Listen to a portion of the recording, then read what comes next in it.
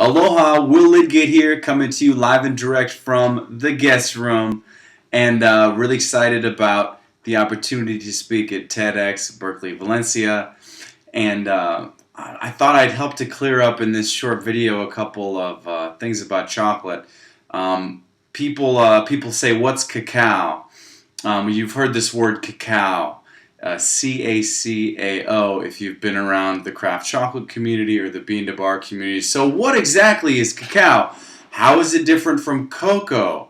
Cacao, cocoa, they're spelled very similarly. Is it the same thing? Is it different? What's cacao powder? What's cocoa powder? So I'm here to clear all that up once and for all. Okay, the original word for chocolate is cacao. And these days, in the post-bean to bar movement, most people who are talking about serious chocolate consumed for health reasons, chocolate that's farmed by farmers that are paid better than a living wage, in fact, pretty good pay sometimes, chocolate that's consumed for health benefits and for its fine flavor, also usually referred to as cacao. This is the traditional word. Now, a British importer in the 1800s flipped the A and the O on the end of the word cacao. So the O and the A are flipped, C-A-C-A-O, flipped the A and the O, and it said cocoa. And these British people living so far from the tropical environments that cacao naturally grows in, they don't know, is it coconut, is it cacao, is it chocolate from coconuts, cocoa?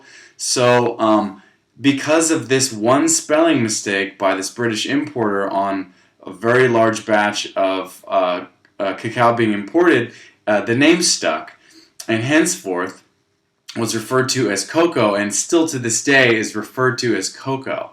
So it came from a spelling error. Just heads up on that.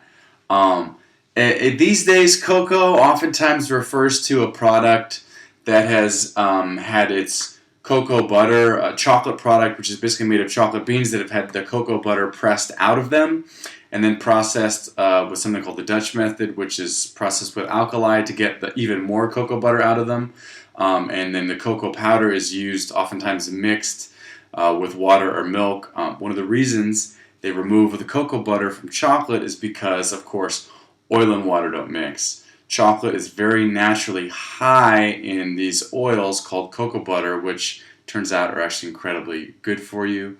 And the best kinds of saturated fats and the kinds that everyone's raving about today, the monounsaturated fats, are really super good for you. Also really great as skin products and just fantastic. So, but when you press the cocoa butter out, it mixes better for your hot chocolate, for all that stuff.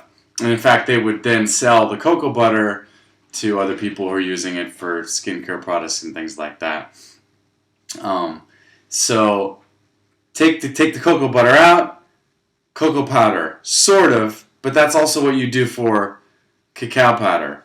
So we can generally say cocoa or cacao powder is that powder these days. The word cocoa is just a total mistake, but it's still out there. And real craft chocolate, usually referred to as cacao. When we talk about dark chocolate, we're talking about chocolate with a cacao percentage that is 60% or higher. So just a few thoughts on cocoa, cacao, chocolate, a little bit about cocoa butter. So pleasure speaking with you, and hope I get the opportunity to do this TED Talk. All right, over now.